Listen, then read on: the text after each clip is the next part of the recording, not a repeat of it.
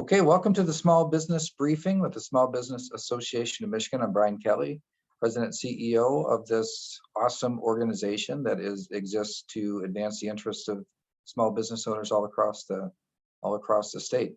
This is show number 231, and every time we mention that, think about the last couple of years in the pandemic and this kind of form of communication with our members. We're thankful to have it, and really. I'm continuously amazed at we're still how long this process is. We thought that we would do this for a month, and here we are 2 years later into the briefing. So thank you for the loyal audience that's been with us this whole time. I have with me, as usual, my accomplice in this endeavor, Sarah Miller, VP. Sarah, welcome. Hi, Brian. Glad to be here. I think between the two of us, we've probably only missed a handful of briefings these past nearly 2 years. So kind of a staple in our lives at this point. But today's Thursday, so we are going to welcome a new member today on behalf of our sponsor, Marana Group. So this week, we're going to welcome Modish Creative, owned by Christina Madonna, who is also their creative director. This new member of ours is located in Detroit, and they are a full-service brand design firm. So welcome, Christina and team. So Brian, I know we're going to get to our special guest here very soon. But before we do, can you kind of set the stage talking about some new stats that we've recently learned about new businesses starting in Michigan? You might recall if you read our entrepreneurship scorecard over the last couple of editions, that we've really seen a big increase in the number of new business starts. And there's something that every new business does, and or almost every new business does, is to file for a tax identification number. And when you do that, you indicate whether or not you intend for that business to have employees or not. So some sole proprietors and some businesses that intend to have employees. You would have thought during pandemic times going into it that it would be a down year for entrepreneurialism, and it's been quite the opposite. In fact, it looks like during these times people have turned to entrepreneurism more than ever. So according to our census data from 2020, we saw 4.4 million across the states, 4.4 million new business starts, which was a 24% increase over the previous year, 2019. Now,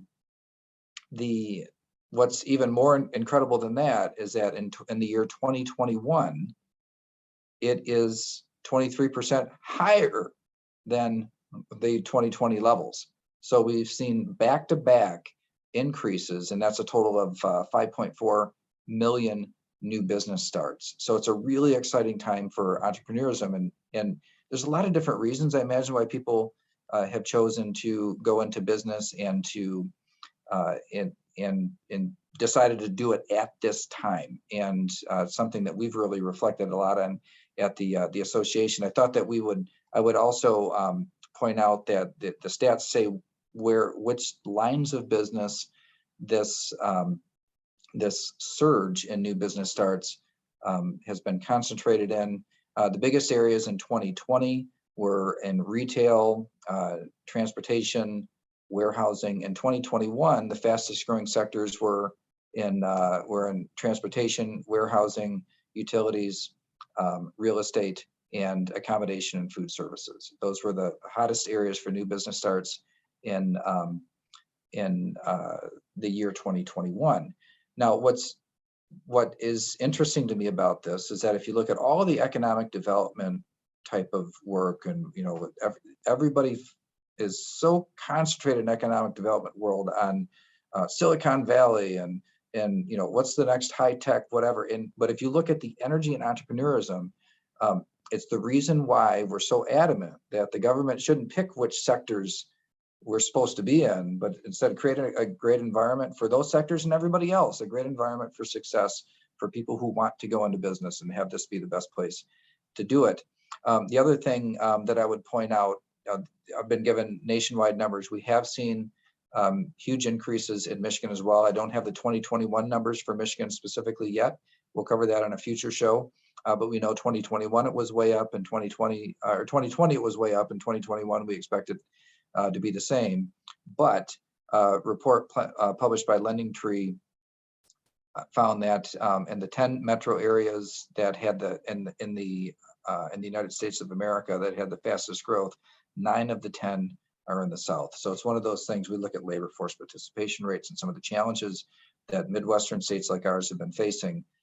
These are things that we're keeping a really close eye on, because it has to, there's all this energy. It's hitting Michigan, but we got to make sure that we've got all the tools and resources and just the environment for entrepreneurs to thrive. So that's the setup for our guests. And I actually invited a guest from my own hometown. I'm from Portland, Michigan, and have lived there since 1997. Now in Portland terms, that's I'm still brand new. And so the Calleys just moved here. It's only been 25 years.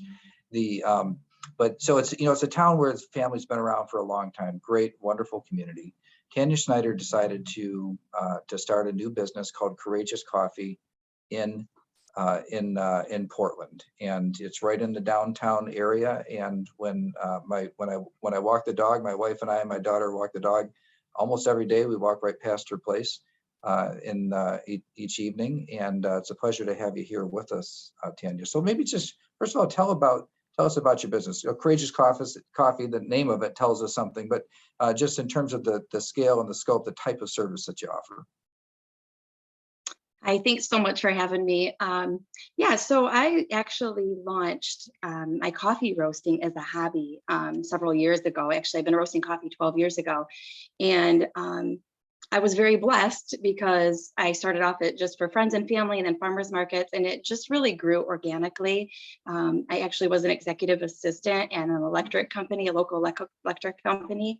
And, I really got to the point a couple of years ago that it grew so much, I needed to make a decision, either give up what I love to do, the coffee roasting, or my job. I just couldn't handle it. I also have a family of 5 children and a husband, so I needed to make a decision. So I decided to take the leap of faith, and we purchased a building downtown Portland, and I became the owner of a downtown small business, Courageous Coffee Cafe and Bakery. So we do our own coffee roasting. We have espresso drinks, teas, smoothies, fresh baked goods daily, all sorts of stuff. So here I am. So I want to make sure that we kind of highlight here is that you had a whole different career.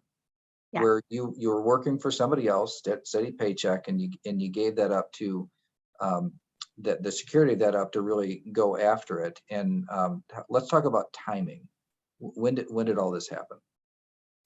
So we purchased the building in 2019, and we thought we could flip it in about 6 months. But with the downtown older buildings, the more we tore down, the more issues we found. It took us 2 years to renovate it, and we were ready to launch started getting all of our inspections and everything approved. The health department approved it. And 3 days later, COVID hit. Wow. So you had, you're ready to open, and essentially you just weren't allowed for a period of time. So here you are. Maybe take us back to those days. So this would have been like March, April of 2020. You were ready to open, but couldn't.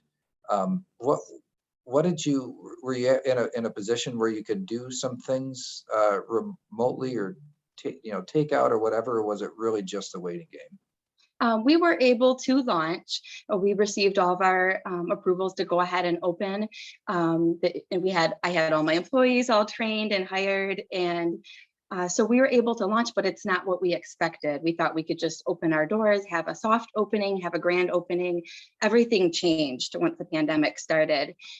We had a real brief the day before our opening team meeting, and just decided, the challenges, we talked about the challenges we're going to face, and we discussed how we were going to do whatever it took to still offer a service to our community, especially during a need when they really needed it. We wanted to be a place they could come and feel comfortable and feel safe. So we put the safety first and foremost for servicing our customers.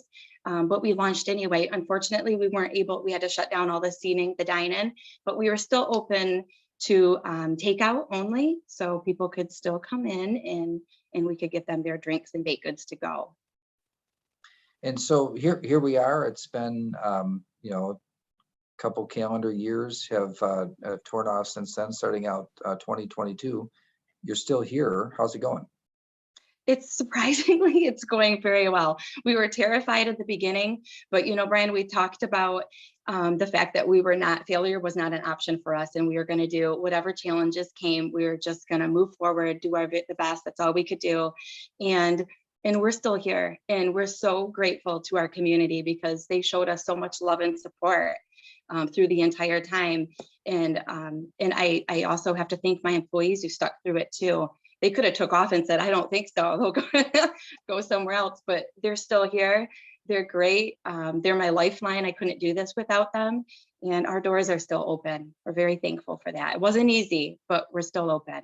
Yeah, I'm glad that you pointed that out too. And we do advocacy, part of what we do. And as we had carried the message back to the folks in the government, like, you can trust small businesses to take care of their employees, because in small businesses, it's like a family. And, you know, and so it's natural to be considerate of each other and take all the steps that you need to take to do it, and do it well and do it right.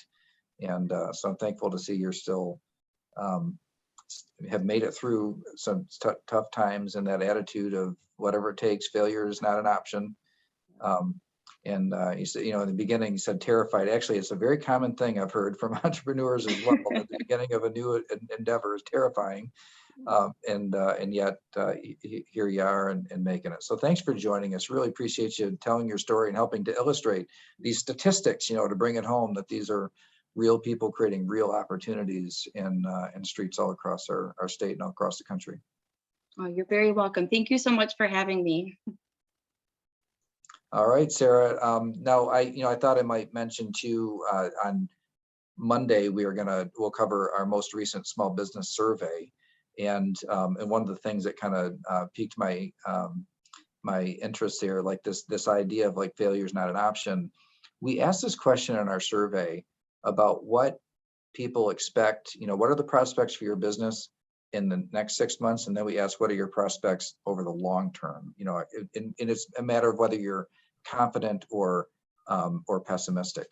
And what I've noticed throughout all these surveys we do them quarterly is that it's really common for entrepreneurs to be very optimistic about the long term, even if they're frustrated and pessimistic about what the next several months are going to look like. So how is it going to go in the next 6 months? Usually a little more on the pessimistic side.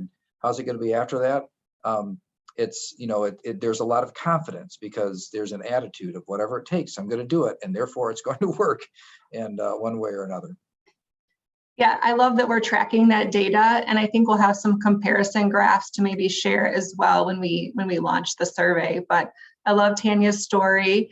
I'm not from Portland, but I travel to West Michigan often, and I think a little detour is in order to grab a cup of coffee next time I'm headed that direction. So, or maybe Brian, you could bring some baked goods into the office one day for us. It's the Kent Street exit. So Portland has a couple exits.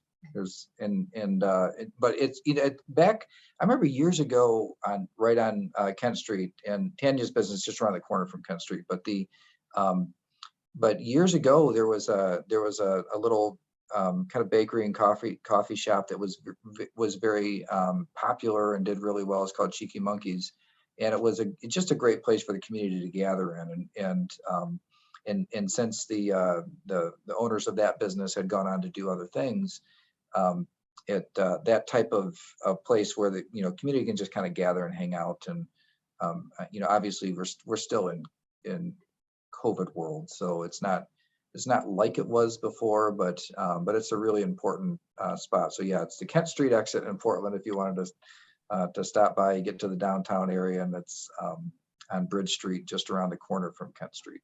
Good to know. I have been downtown, so I'm going to make a point to go. I know I love the energy of small downtowns. You can really tell what's going on in a community just by taking a little walk around your local area. So thank you, Tanya. So Brian, on Monday, we talked about ordering our COVID tests. And originally we thought that the website from the federal government would open up on Wednesday, but it turns out they surprised us and opened up that test ordering site on Tuesday. And I was able to order my 4 tests. It was a pretty simple process. How about you? Did you take part in our little research project? Yeah, I went on too, and it's hard to find them anywhere. I had a meeting that I had to get a test for, and it was really difficult to find. So the idea that you can just order online, it did answer a question for me. I wondered, are they going to, like, who's covering the cost, or if it's going to be covered by insurance companies and then kind of essentially worked into the premium rates that our members paid, then it's less of a good deal, of course. They didn't collect any insurance information. So, I mean, I think that it is just a direct send.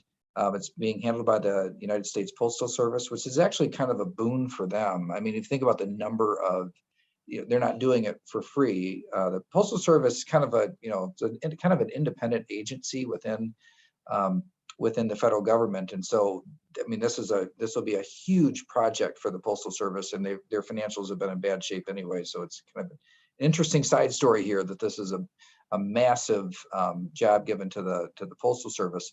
But that's who's going to be delivering the tests, and so how long it takes is not clear.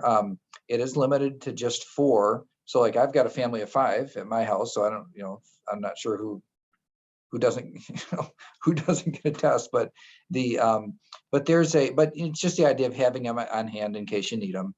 And then the other thing is that it gave an estimate. It said the shipping will start in late February. So I read some articles that said that they expected the turnaround time to be 7 to 12 days.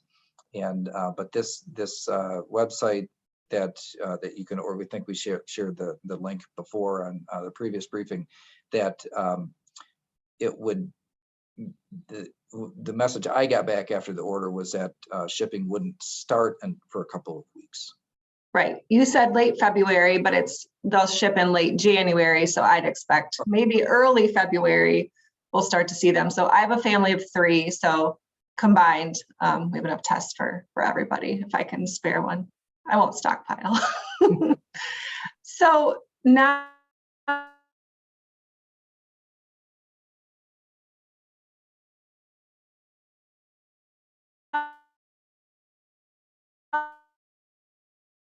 that pile, but those are going to be distributed in another way, correct? Yeah. So the N95 mask, it's a different process altogether. Where, I mean, they've got community centers around the. Actually, let me get the wording right here. That it's where's it at? Here we go. That N95 masks will be, boy, Sarah, now I'm not coming up with the word, community health centers. Pharmacies, community pharmacies? Well, they'll be available at pharmacies, and there's, see, now I'm gonna mess this whole thing up. And we don't even have the ability to edit this out. No, there's but there's I think, like, local community health centers, there's a term I'm just not coming up with right now, that they'll be available through, but then also through pharmacies. And so there's the N95 mask. Before, there's been some controversy and back and forth, and there's not enough for healthcare workers, so people who aren't in healthcare shouldn't be using them. But they've changed that recommendation. There's been increased manufacturing of them, and so now there's enough. And so they're recommending everybody to go get them. Now, if you find the regular, like, cloth masks to be uncomfortable, you're not going to like these masks. But the reason you won't like them is because they're the ones that work the best. They actually seal off if they're well fitted.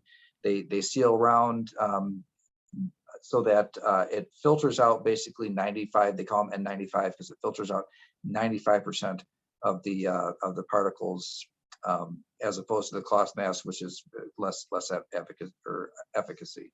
So those will be more available across across the board and available for free. I will say too that between the tests, kind of, if they can pull it off, and I think that's still a big if, they can pull off getting tests and making them kind of ubiquitous across the landscape, and 95 masks, it'll start looking a little more like the public health response that we've seen in countries that have a better reputation for managing public health, in places like England. And that's not to say they still have waves and high infection rates and so forth, but their disease surveillance, their response to it, the availability of tests for anybody who wants one, like, and it was always hard, like when I would show like Great Britain or United Kingdom had high COVID numbers, but I know it's because their testing is so superior to everybody else's. And so it makes them look worse, but they're actually better. And so these steps here actually they look a little bit more like that style, where people just have the ease and the access to what they need to protect themselves and to manage through the pandemic more on their own. I did find the press release, and it is community health centers. So local pharmacies and community health centers. And it is great that they will be available to those who would like to get one. So they are hard to find. And you're right, they're not super comfortable. So just everyone take that with a grain of salt. Back when COVID first started, there was some talk that potentially there would be a baby boom because of COVID, but it looks like birth rates are down again for the 6th consecutive year. And so, while that's an interesting headline, let's talk a little bit about both the short-term and long-term implications of those numbers. Once all the COVID closure restrictions lifted on business, very quickly the top concern was availability of workforce. So we've been thinking of it in terms of labor force participation rate. So we've got about 62% labor force participation rate in Michigan right now, which is lower than the national average and a few percent lower than it was before. And a few percent is a big deal in these top line statistics. So then it lower, a few percent lower than it was pre-pandemic, and it was already low pre-pandemic. So we put all these factors together. We need more of our current work, or more of the current qualified workforce, to actually be in the labor force to be successful overall in the economy. But there's another problem that's brewing, which is that as we've seen successively declining birth rates, that the size of the pool to draw from continues to get smaller. And it's not like, I wouldn't even be talking about this if it was like, well, last year was not as high as the year before, but this is 6 years in a row of declining birth rates.